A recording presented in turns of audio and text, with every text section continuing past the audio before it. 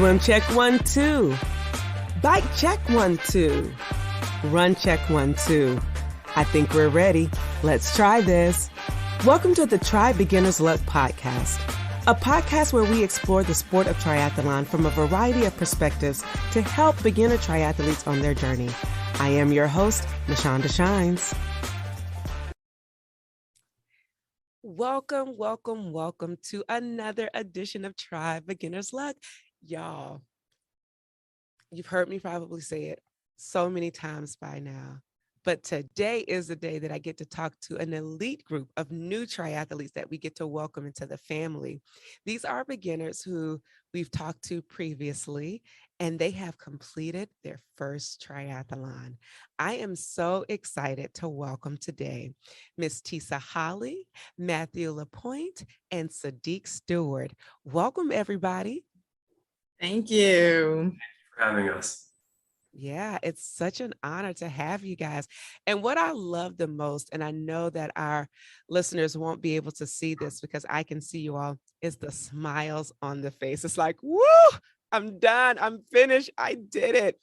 So let's get right to the point. I'm going to start with Matthew because I know your triathlon was first. So what I would like for you to tell our listeners is which triathlon you did and just speak a little bit about how you feel. I did the Luray International Olympic Triathlon. Took place August 21st, I believe. And I think it went as well as I could have hoped and imagined. It was a little slower than my dream time, and it was, definitely better than my worst fears. So I think I landed right where I was supposed to. Absolutely, which means it's a PR because it's your first, right? So you got a personal record. Come on. So many PRs.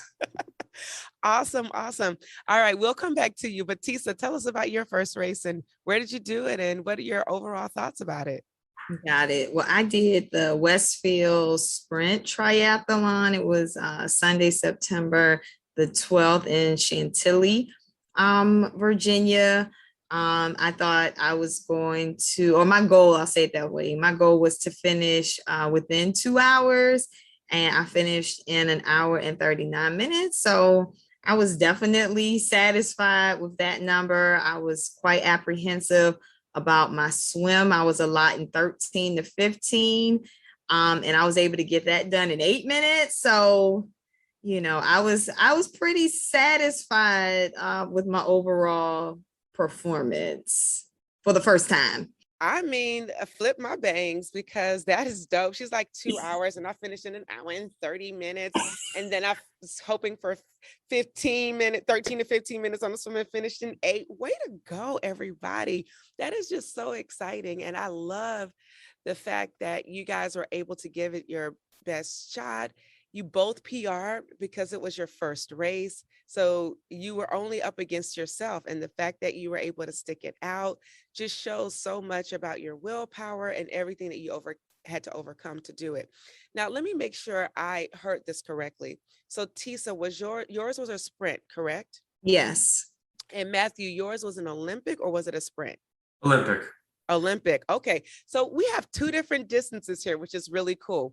So Matthew, I remember when we first talked to you a couple of weeks ago, you were talking about how you're a runner, you're focusing on the run, and then you fell into this Olympic, you fell into triathlon. What about this is different for you? And what sensation did you get as a result of doing 3 sports as compared to doing just 1? Yeah.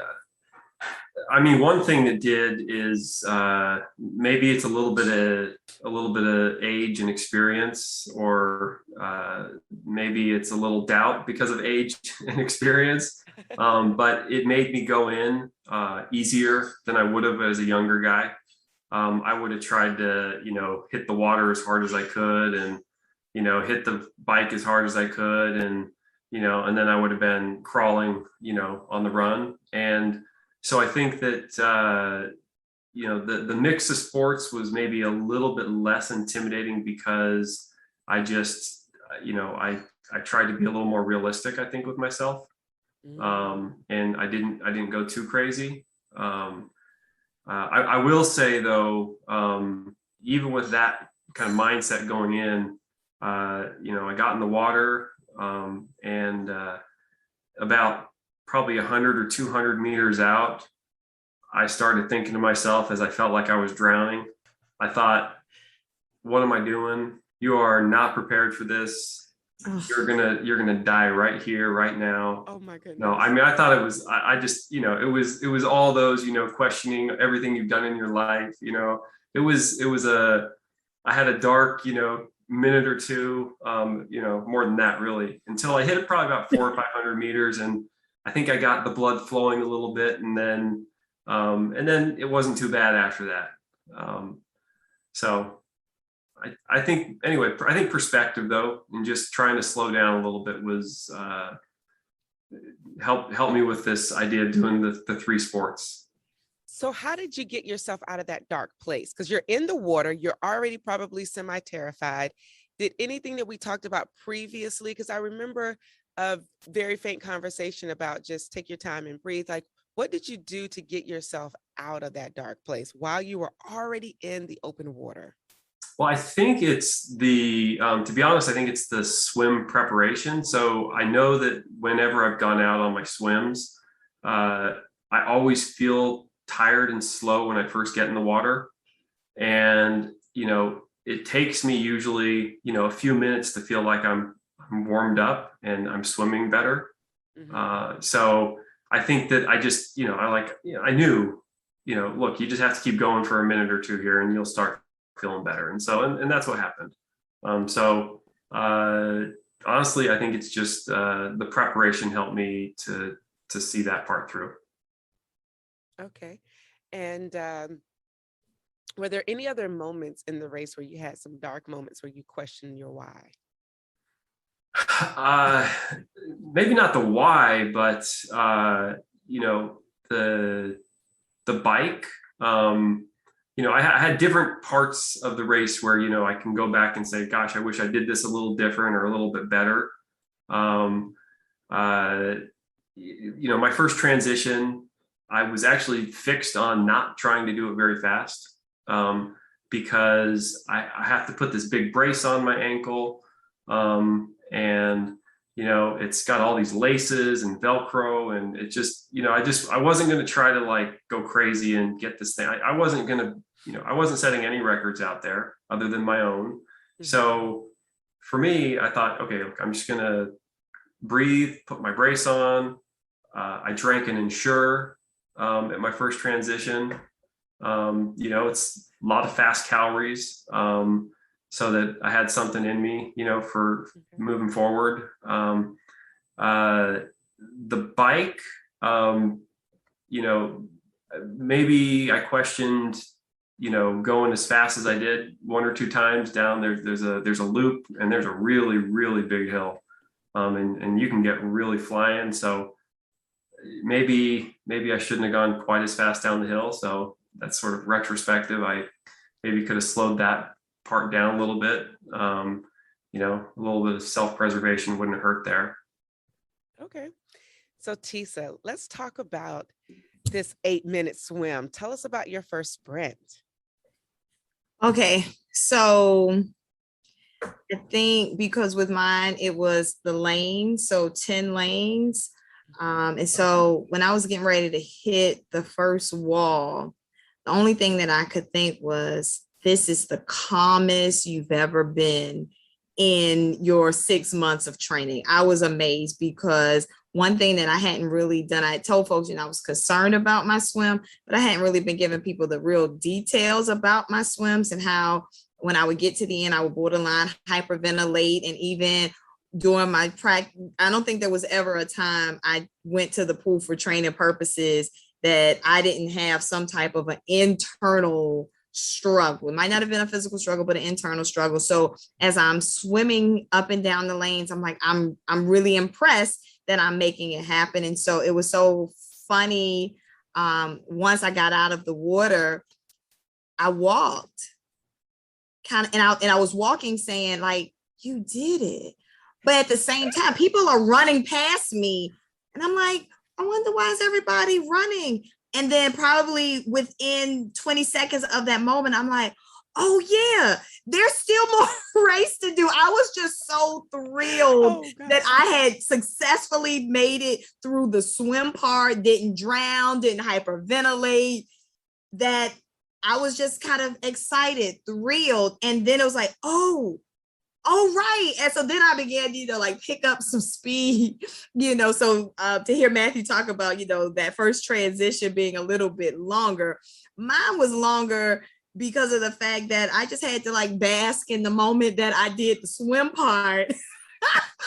And then like transition number 2 was definitely better when I like looked at the numbers and things of that sort. But yeah, I was really pleased. I mean, I knew I was gonna do it, but I think the ease at which I did it, I was really impressed with myself. If anything, it's like the training did pay off, and I have somewhere to build upon based off of this first try, especially with that swim component. Wow.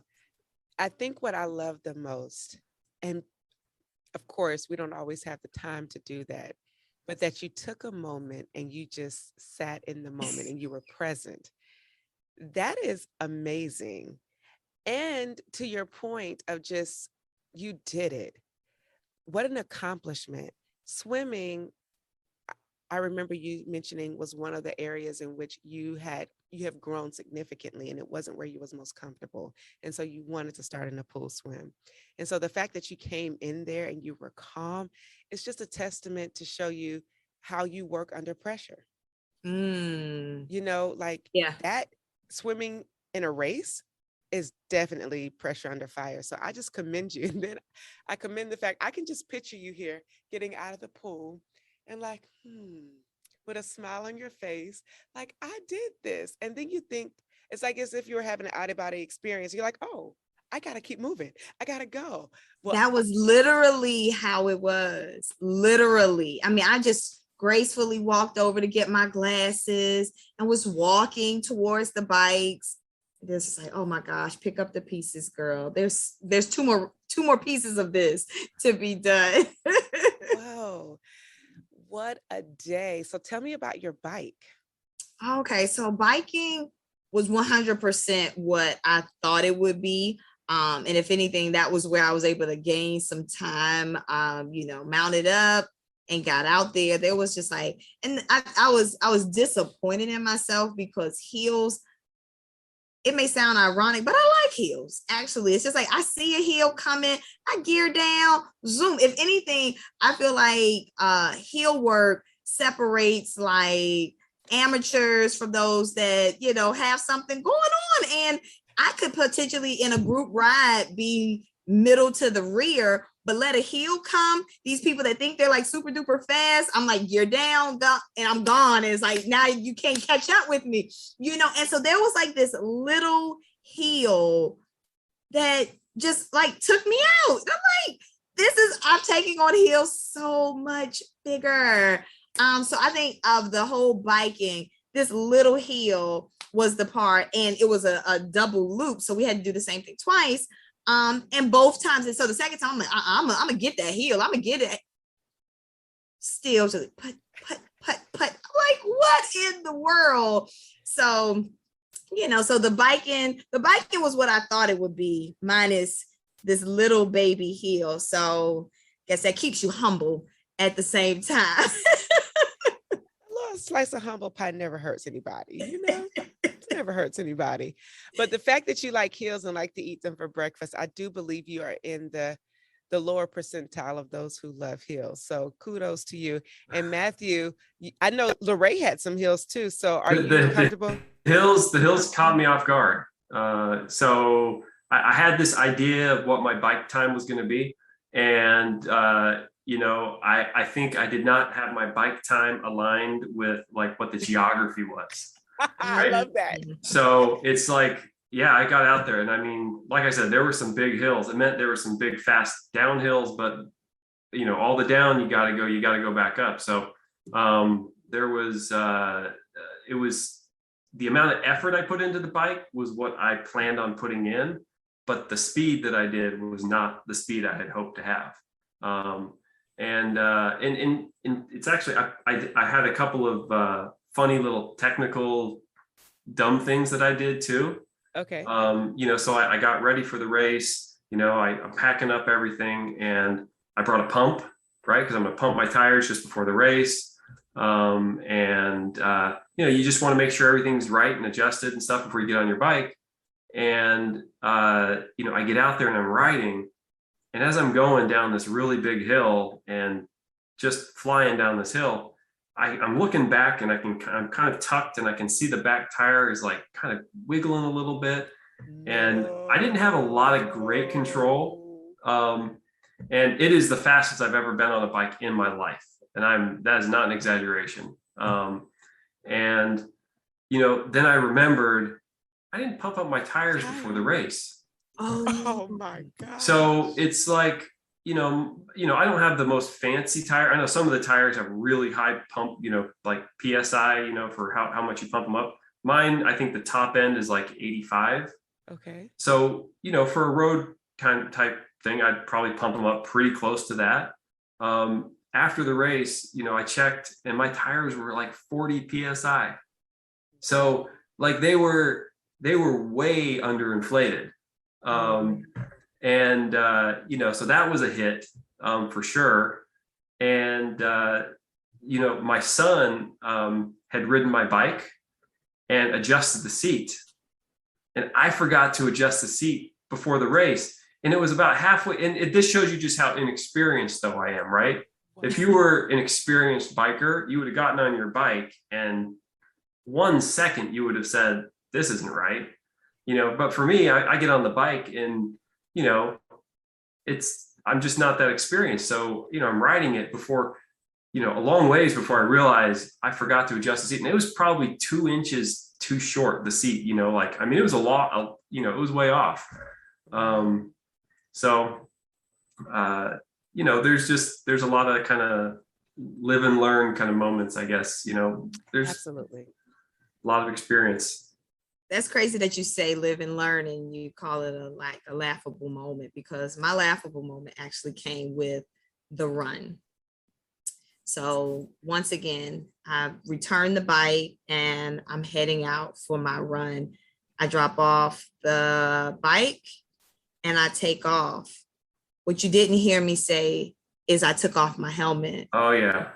I went 3.1 miles with my helmet on because I didn't know the trail. So I didn't know if I threw it down, if I was going to be coming back by, and I didn't want to take it off and have it on my wrist because that's just an extra weight. So the best thought that I had in that moment, once I realized I wasn't turning back, we just going to leave it on our head. It's comfortable and we're just going to be proudly running with a helmet on our head. And I mean, people along the way are like, ma'am, you have your helmet. And I'm just like, I know, I left it on. I forgot, and it became a laugh. And at the very end, this one lady came up to me and was like, good job. But you'll always be remembered as helmet head. You'll always be remembered as helmet head. I was like, thanks, lady. Thanks a lot. Like, I'm glad it's funny. You know what I'm saying? If not, I think I might want to take it personally. So I definitely get, being a novice at this whole thing. Like, you're definitely not the first. And I've heard actually about some, very experienced triathletes that have done the same thing, so I think this is an affliction of all levels of experience. Got it. I appreciate the compliment. You make me feel better about myself, Matthew. Yo.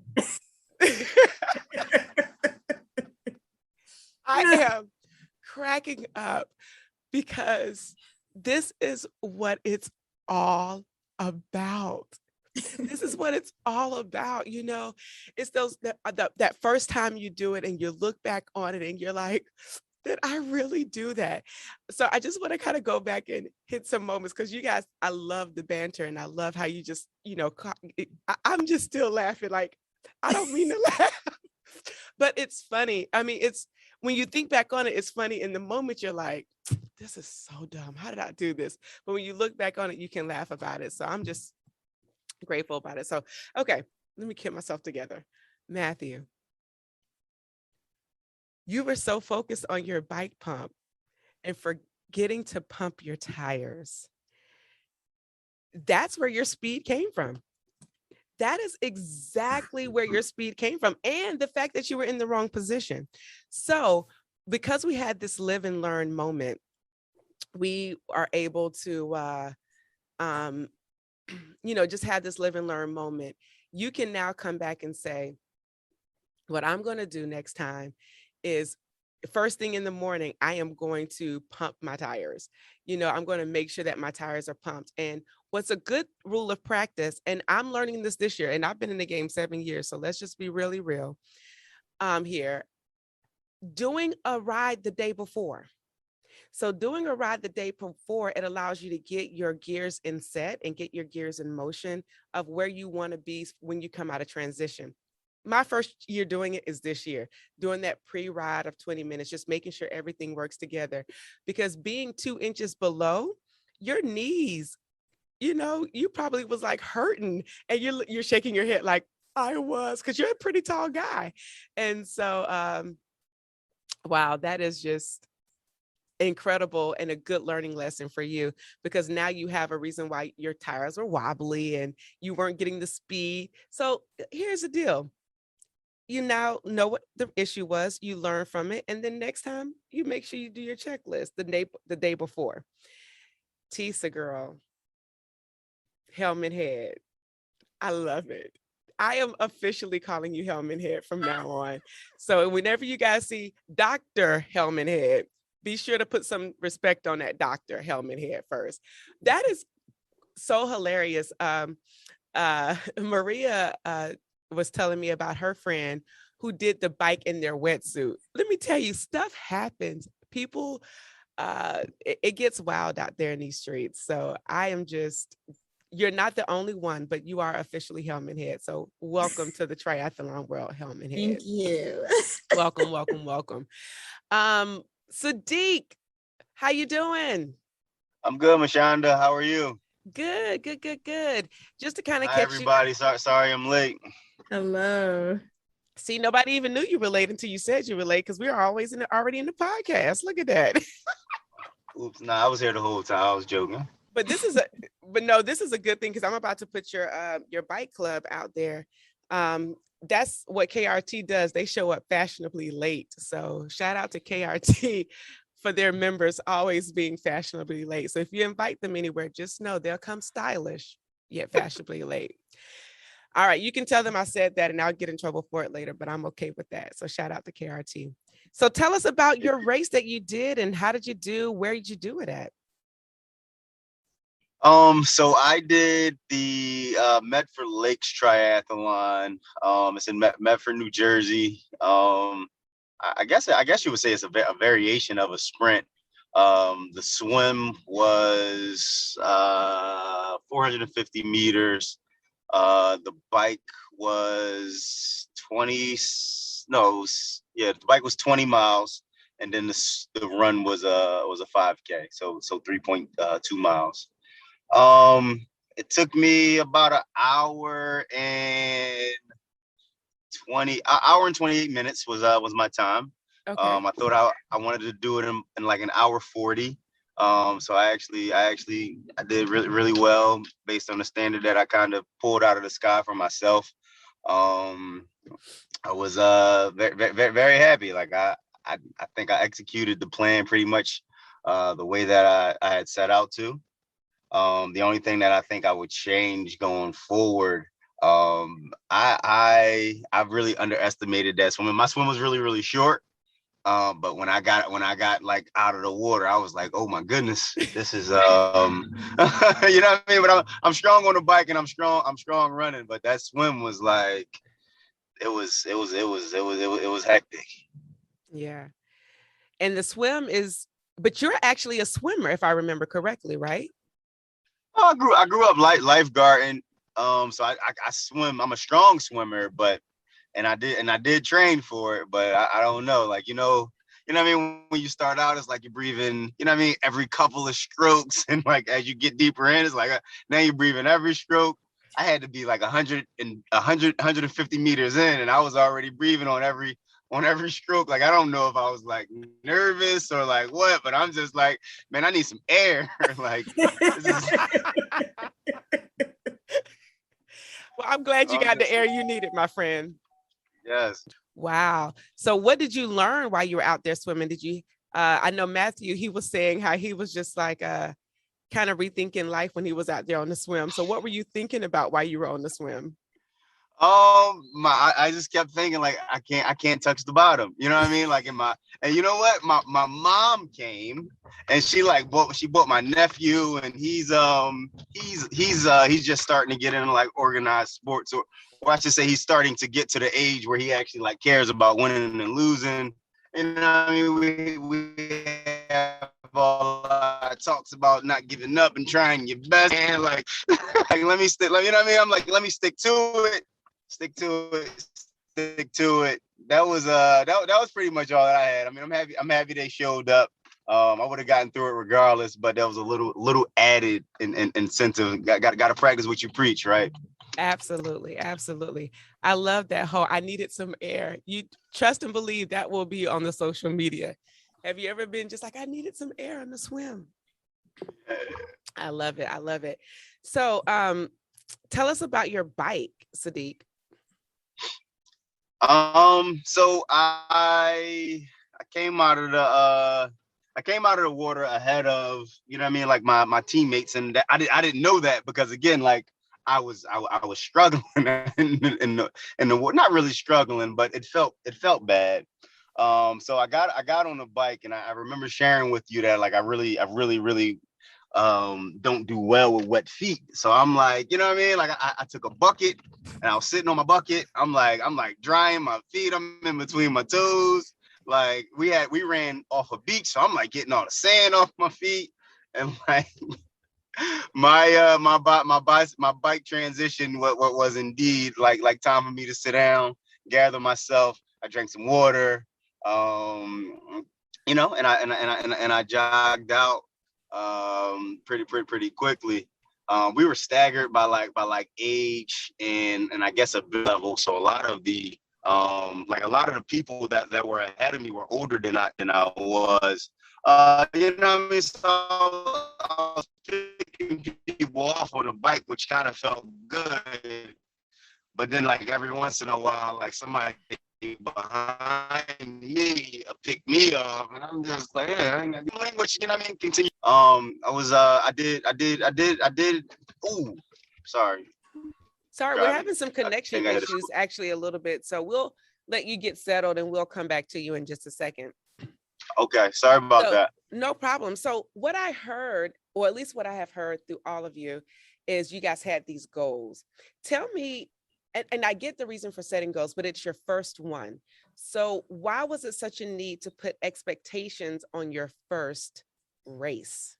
For me, I was trying to limit my expectations. I was trying to put sort of a cap so that I could finish the race and be successful. So it was important to think, you know, what's possible, so that I would, you know, I wouldn't try to swim as hard as I could. You know, if you swim too hard, right, then you end up, you know, killing yourself for the whole race.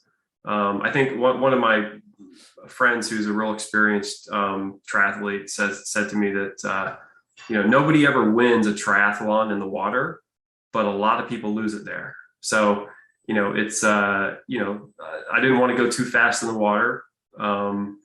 And you know, I sort of just carried that through to the bike, you know, like, you know, if you go out there and you think that you're an athlete, you know, at an age and a fitness that you're not, you know, you're gonna regret it. And, you know, so to me, that's what it was about. Setting those goals was to really finish the race in a better way than I would have, I think, otherwise. Okay, Tisa? Yeah, and I would agree with Matthew, having never done it before and just training with yourself and knowing what you're able to do. I think for me, by setting out like the goals was to just make sure that I didn't allow myself necessarily to slack off if and when it got challenging or potentially want to quit. I knew I wasn't going to quit, but to just lighten up the load or like, oh, well, and come up with excuses by just knowing kind of what's my range of how I wanted to finish each one. It kept me pressing, and it was really just pressing against myself and nobody else. Okay. And Saadiq. I agree with what Tisa said. Definitely set some goals for myself to try to make sure that I push myself.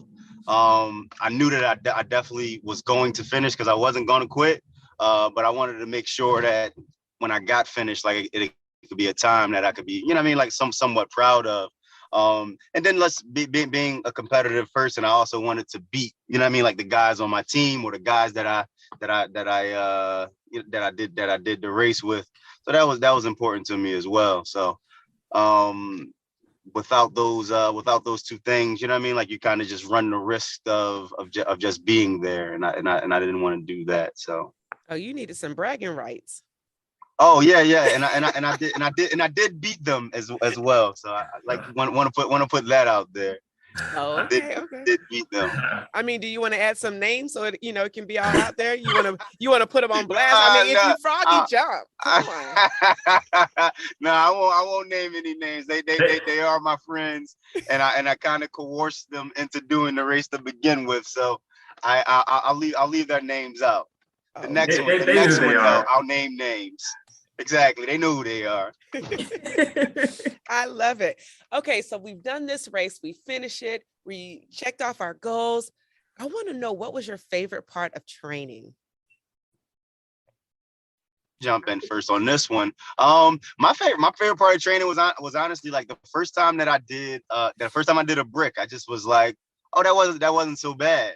Like I did my I think I did a bike into a run first, and I remember like my legs, I was floating, and I'm a pretty decent runner. I usually run at about a 720 mile pace, and at some point I looked down at my watch and I was like sub 7, and I'm just like, and I didn't think I was moving, and I'm just like, oh, this is really, really interesting. So I would definitely say the days that I did multiple disciplines, it kind of just showed me like, oh, all right, this is what this is going to feel like. I remember the first time like running with a wetsuit on, and it's just like, ooh, I didn't like that. So the bricks definitely are the most memorable parts of my training. Okay. So I got a funny story about bricks. I didn't actually know what a brick was, and I had never done a brick before the day of my race. Wow. So my first brick ever was at the race. So beforehand, I had done some where I would swim and I'd hop out of the pool, and then I'd run home from the pool. So I had that, sort of, it's not the same as a brick, but I was trying to, see kind of what it would be like to move really kind of after the swim. No, I have one of these Garmin watches, and after I finished the triathlon, I got my little brick award. And then I was like, oh, I've seen that word around triathlons, I probably should look it up and see what that means. And, so I didn't even know what a brick was until after the race. Whoa, I love it. So, all this learning we're doing. I love it. All this learning. Okay, Tisa. My favorite part will probably be just the biking, because I knew how often a week I needed to bike. And so it was good from the standpoint of I got introduced to so many different biking clubs, just jumped on roads with friends or what have you. And so just the opportunity to not allow myself to be limited, to say, hey, if I need to be out there 2 times a week, all right, you're available on Wednesday, but okay, who on Instagram riding on Saturday in the morning time? Okay, that's the group, and a lot of times it would be with sheer strangers, and I really didn't care that I was riding with strangers. It was like, hey, I prefer group rides. I don't like really riding alone. So let me find somebody, anybody that's out to be able to go. And so that was rather new for me, because I sometimes tend to stick with what's familiar. And so I knew I had this goal, and a part of reaching the goal was in some ways being uncomfortable and just getting out there and doing what was necessary. Love it. You would come a stranger and leave with family, because that's Right. what the cycling community is about, and triathlon community for that matter. Well, did you guys have fun at your triathlon? Like, was it fun to you? Because we had these goals, we had these faux pas, but did you have fun? Definitely. It was a great experience. I was fortunate to have, support of some friends. I had, a couple of my friends that had that suggested that I do the race. They signed up for the race. I don't know that they would have signed up for it had they not told me to do it. Mhm.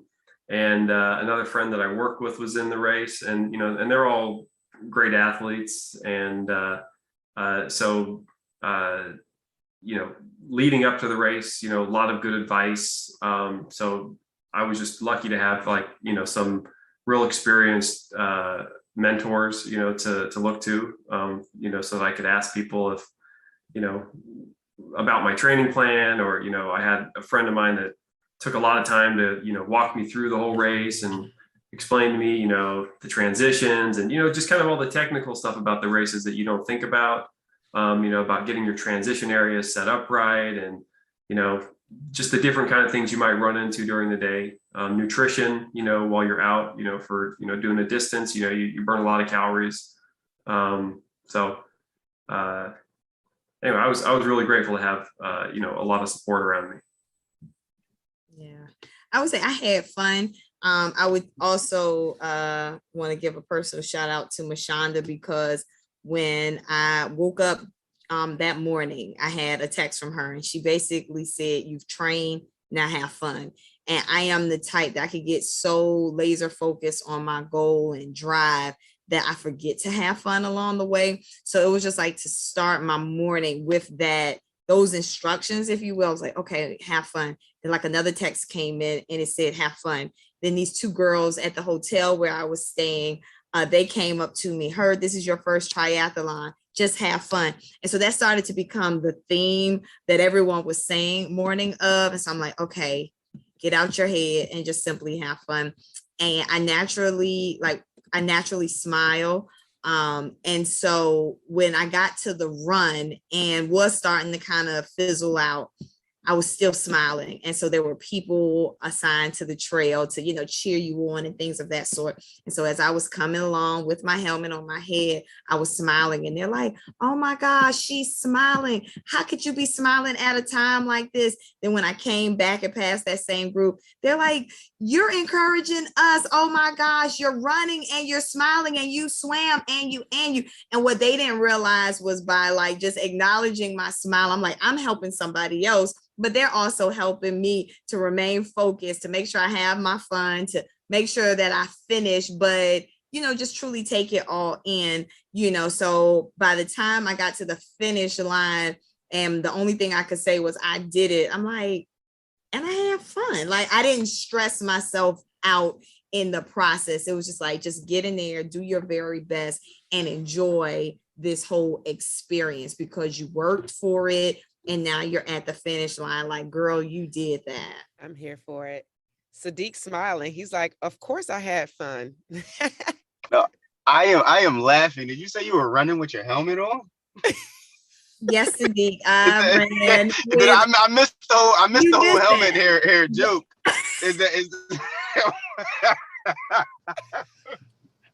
I'm sorry. I'm sorry. I don't want to rehash that for you. It's okay. But yeah, just like Matthew said, I had a blast just because I ended up having so much support. Like I was just like telling people that I was doing the race. I was, because I was excited. I mean, but nobody's ever come to like watch me run marathons or anything. So I didn't expect anything.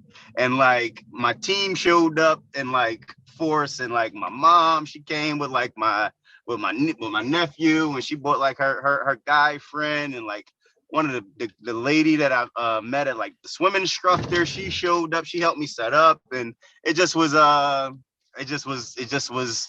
reminder that like, hey, you know what I mean, like this is supposed to be, you know what I mean, like a fun thing, because I lose sight of that, you know what I mean, like just being so competitive is just like I want to beat everybody, and then I want to do the best that I can do, and like lose sight of that.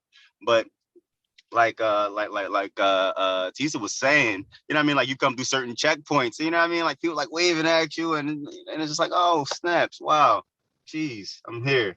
So yes, I had a great time, and it was definitely a result of the people that came out to kind of lend some support. So are we going to keep trying? We've had fun, so are we going to continue to do triathlons? And it's silent, and it's still silent. I'm waiting for everybody else to answer. I was going to say, wow, it got real quiet. I just want to see how I'll do under the social pressure, depending on what everybody else says. Well, I'm hooked. I'm all in. One of my teammates, he wants us to do a half Ironman next June somewhere down in Virginia, and I'm like, I'm all about it. So I'm in. I'm in for the long haul. So he skips the Olympic and goes straight to the full Ironman. Yeah, well, you know what? I'll get an Olympic in to practice. But I think that the full Ironman is my ultimate fitness goal. And I'm gonna keep going until I get that. So okay, I love it. I love it. Matthew. I'd lean towards no pressure, Matthew. Oh no, I'm so I got to be careful because my wife might listen to this, and if I tell her that I'm going to keep going and doing more triathlons, I might get in trouble. But I think that there are more triathlons in my future. So I don't know. I don't have a race yet, but we'll see how I do over the winter, and what kind of training I can get in, and who knows. But I expect to do another. Awesome. And the lady of the hour, come on. Yeah, I could definitely see me doing it again. I think the easier side of me is to do like a relay. But then having done it, I'm like, you could do this again. I'm like, I think for me, it boils down to, but do I want to? So, we'll see. Like I said, I feel like I would do a relay team way faster than I would set out to do all three, again. But I'll be doing it. You got to have redemption. You have to have one where you're not running with your helmet. Look, see, I bought the outfit, and the economics of only doing one race doesn't make a lot of sense. You know what I mean? Absolutely. That little onesie was a lot of money, so I'm gonna have to do at least a couple more. Get back in that spandex. I was actually at the shop when you bought your first onesie, which is how we met. Yeah. I love it. And relays, let me just be clear. Relay is how I got started in this. And relays, after doing Eagleman relay this year, which was a half iron relay, it really is so fun and the way to go. And it's a good entry point to introduce your friends into the triathlon sport. It's a really good way to just kind of get in and get your feet wet. So off season is coming upon us. Do you have any more races this year? Or are you moving into off season, and what will you do during off season? I've told you that I've got my eyes set on the Richmond Marathon right now. Okay. So I've been this was just like, it sort of fit perfect in with my training to do the triathlon. It was right at the right cycle in my training as I headed towards Richmond. I don't know what I do after Richmond. I don't know what the off-season training looks like. That's where I'm going to start talking to my, experienced friends and try to see what they have, what plan they can help me come up with. But, right now I'm just stacking up miles to get ready for Richmond. Okay. Yeah, I don't have any more races lined up for this year. I was considering the St. Jude half marathon. But I'm just gonna save the half marathon for next year and train for that, kind of like how I trained for this. If anything, my off season, I'm just gonna continue with my strength training that I've been doing. I wasn't sure if I was going to even return to the pool, but I have already made plans to go swimming tomorrow. I'm very shocked at myself. Like, you're going back to the pool, and I feel like I want to go back to just even the more just tell myself and show myself like you're better than you think. You can always improve, but like you did it. And I want to just kind of like do it in the body of water where I have been training. So I'm not going to let up on any of the three sports, so that when I determine and set out to do another one, it'll still be kind of a part of me, and I'll just focus in on whatever plan to be able to get me ready for the race. All right. I love it. I don't have any races scheduled. But I'll just continue to be active. You know what I mean? Like throughout the winter months. And then as the weather breaks, I'll begin to get back into the different disciplines. But from what I understand, we're actually supposed to start training in January for the half Ironman. So they may have me dust off my pool membership sooner than I expected to, because I already canceled mine. He said, "I'm done, son. I'm done."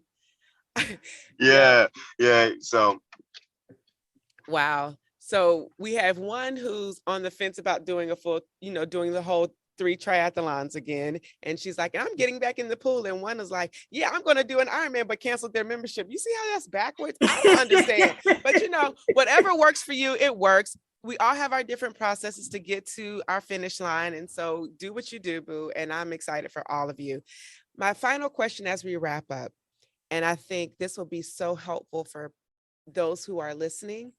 What would you tell a person who might be tri-curious and on the fence after your first experience? How would you encourage someone to get in here and give it their best shot and try? For me, this was about 3 years in the making, right? So I didn't just wake up and say, "Oh, I'm going to do a triathlon," right? I mean, I told you that my decision to do the triathlon was actually really short before it. I looked it up. I looked up the date. It was July 14th. I emailed my friend and said, "I'm going to do Luray." And the race was on August 21st. So just over a month before the race is when I decided I was going to do a triathlon. Now, I had started running almost 3 years, before that, to try to get into shape. And I had been pretty consistent over that period of time. And it wasn't until I got injured that it put me in the pool, and then from the pool to the bike. And so I kind of, I told you, I became the accidental triathlete, where I trained for it because of an injury, and then it worked out. So I guess my advice would be, that you need to, take your time. Just about everybody, the race is against you. Most of us aren't racing against anybody else. I know I'm not racing against anybody else. And so it's really about getting in shape and feeling good. And, when I went out to run 3 years ago, a mile, would gas me, right? It was hard, and, now I can run a lot more, and, and it's like a building process. And if you're just patient, be patient, and be okay with that being a process, right? And don't hate the process. Like the process, enjoy the moment, right? You said, what do you enjoy about, what aspect of training? And to be truthful, I just enjoy training. I love going out and running. And, it's when I get out there and I start moving, and I feel, in a good place, so I know I've got that hour or whatever every day where I'm going to just, be able to just relax and detox and, feel good about the world. That's good stuff, Matthew. Good stuff. Yeah, I know the last time we were together, I talked about the fact that I can do hard things. And so with that whole notion, hard things, once you do them, they're like temporary. So it's temporarily hard. Like on the other side of now having completed it, a triathlon is no longer a hard thing. It's not something that overwhelms me. It's not something that's going to take the best of me. So it's a process. And as Matthew spoke to, kind of enjoy the process, but don't allow yourself to be intimidated because something seems hard. Just go step by step, solicit support, help, training, ask questions, be okay messing up, but just keep going, because on the other side of your race is a victory, and the fact that like I did that, and it's and you feel better having done it as opposed to not having ever attempted to do a hard thing. So I would tell that person, just do what's necessary to get the job done. Okay. That's real good. Thank you so much, Tisa. And I would kind of say, like pulling a little bit from both of what they said. Like Matthew said, like you're racing against yourself. Nobody but yourself. So whether you're doing this because you want to improve your physical fitness, your mental fitness, whatever it is that you want to accomplish, kind of set out with that goal in mind and tackle it. I think that the community that you begin to surround yourself with also kind of lends to the thrill of it all.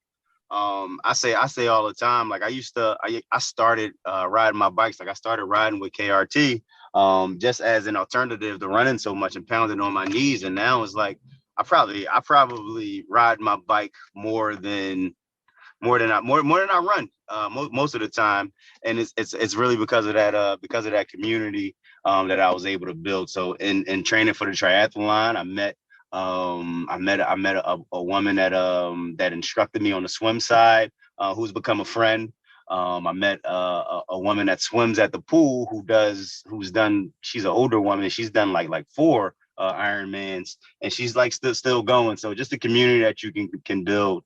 And then the personal growth that you experience, I think, are both pretty great aspects and reasons to kind of get into triathlons. All of these are some really just really great reasons on why you should try. And I just want to piggyback on the community. There is no community like the tri community. And I can't express this enough. I think throughout the fabric of this podcast series, or at least the first season, that is the one thing that has resonated with most of my guests, is that the community. And I have to echo that. There's nothing like the tri community. And for those of you who are just listening, I know I'm not a quote unquote beginner triathlete, but I do want to just encourage you to just try it. Try it via a relay. Go out there and do a duathlon, but you don't have to start at an Ironman distance or a long course distance. Start at a distance that's comfortable and attainable for you. There's multiple distances. You can do a super sprint, you can do a sprint, you can do an Olympic, you can do a half, and you can do a full course triathlon. So right there in itself, that was like 5 different ones. And then you can break them down into duathlons, aqua bike. There's multiple variations for you to get in and just test the water. But what I will guarantee you is the moment you go out there to either volunteer, do a relay, or to do your first race, you will be hooked by the electrifying atmosphere that a triathlon brings.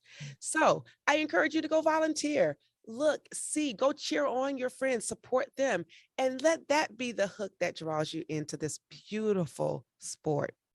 Well, that is it for us. Thank you so much for tuning in. Thank you so much, Tisa, Matthew, and Saadiq, for coming on again to share your stories.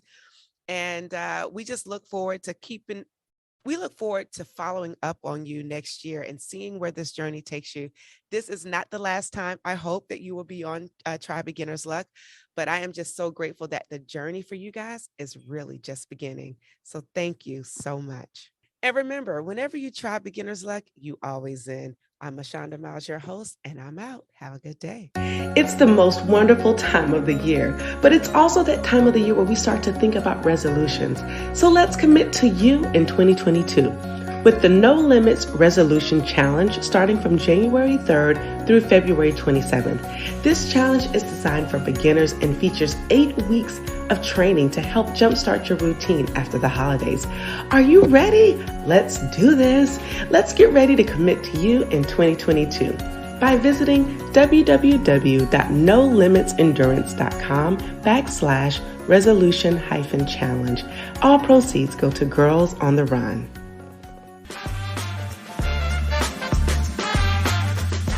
Thank you for tuning in and listening to this episode. We need your help so we can continue to try at TBL. So for more information on where you can find and subscribe to this podcast, visit www.trybeginnersluck.com. And don't forget, whenever you try Beginner's Luck, you always win.